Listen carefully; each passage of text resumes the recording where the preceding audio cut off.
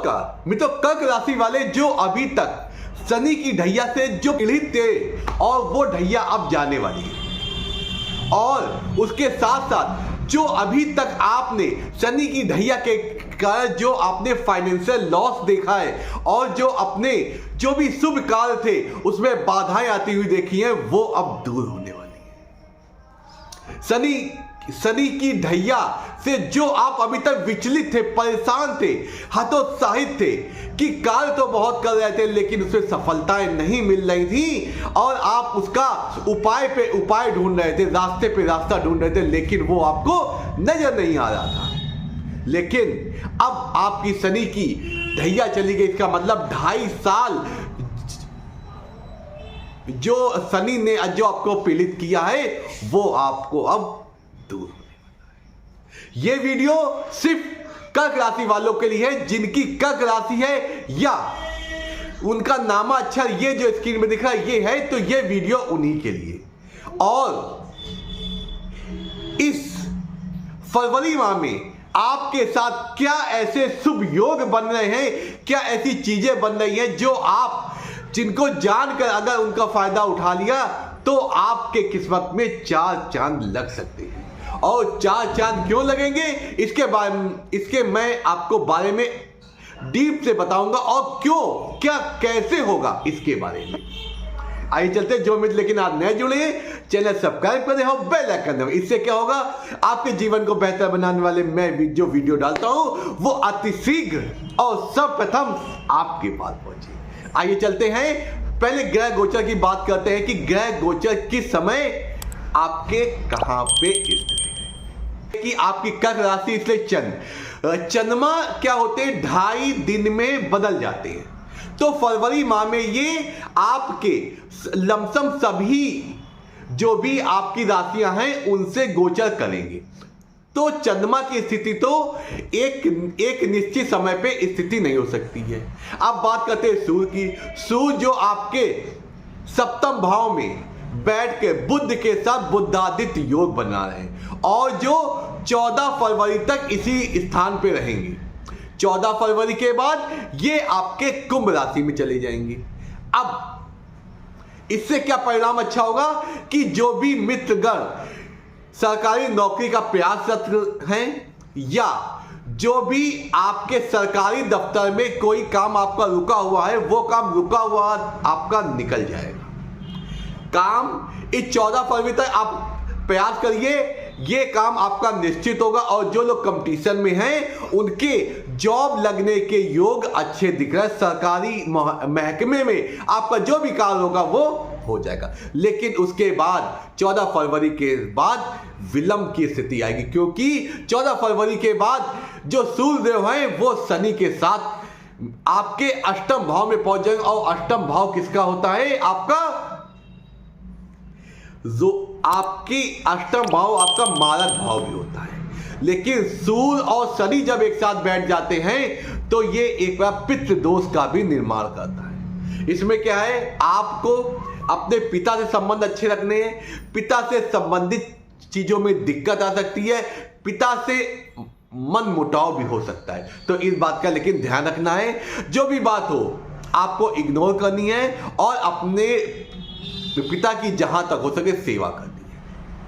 अब दूसरा, एक बहुत ही शुभ योग आप में बन रहा है शुक्र और राहु का, जो कि 28 जनवरी के बाद शुक्र गोचर करके अपनी उच्च राशि में आ गए। उच्च राशि माने आपके भाग्य भाव में आ गए। जब शनि और राहु एक साथ होते हैं तो वो ये अत्याधिक शुभ फल देते हैं और राहु के फलों में वृद्धि हो जाती है, क्योंकि शुक्र देवताओं वो दैत्यों के गुरु है और राहु दैत्य।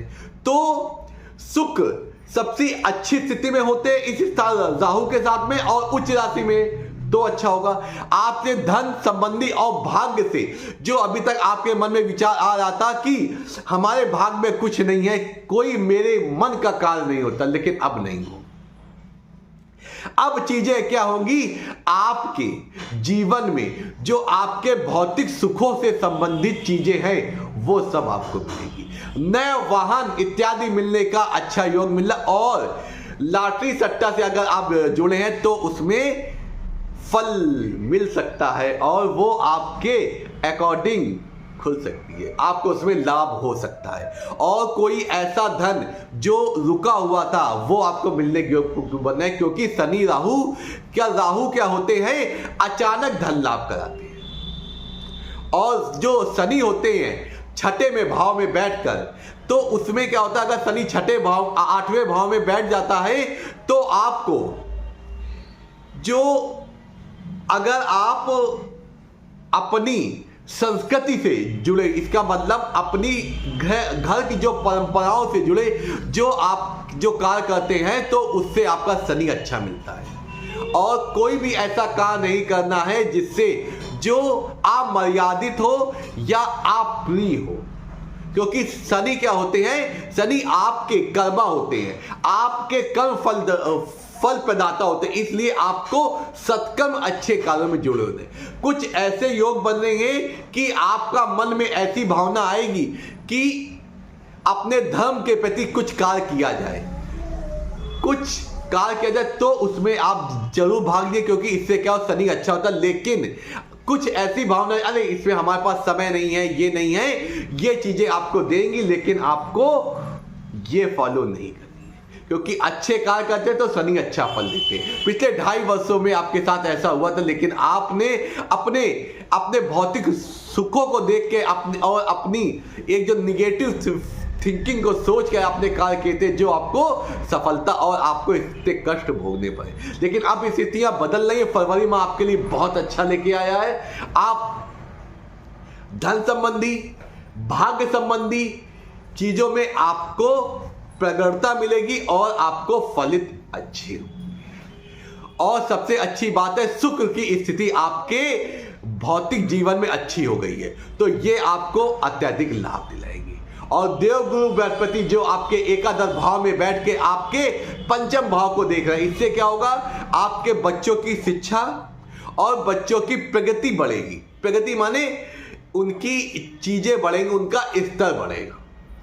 और आपके अपोजिट पार्टनर को किसी सामाजिक संस्था से अगर वो जुड़े हैं या जुड़ी हैं, तो उनको वहां पे पदोन्नति या प्रसिद्धि और सम्मान मिलने के योग बन रहे हैं, वो भी 14 फरवरी के पहले। मित्रों, जो मैं ये कुंडली दिखा रहा हूं, अगर इस कुंडली के अनुसार अगर आपके भी ग्रह हैं, तो ये वीडियो आपके लिए 100% सत्य साबित होगा। अगर कोई चीजें आपके मन से जो मैंने बताई वो नहीं हुई हैं, तो समझ लीजिएगा कोई ना कोई दशा ऐसी चल रही है जो आपको निगेटिव थिंकिंग दे रही है। तो इसके लिए आप अपनी कुंडली का एनालिसिस अवश्य करा ले। कुछ उपायों के माध्यम से आप जो चीजें मैंने बताई है वो चीजें आपको अवश्य मिलेंगी और उसका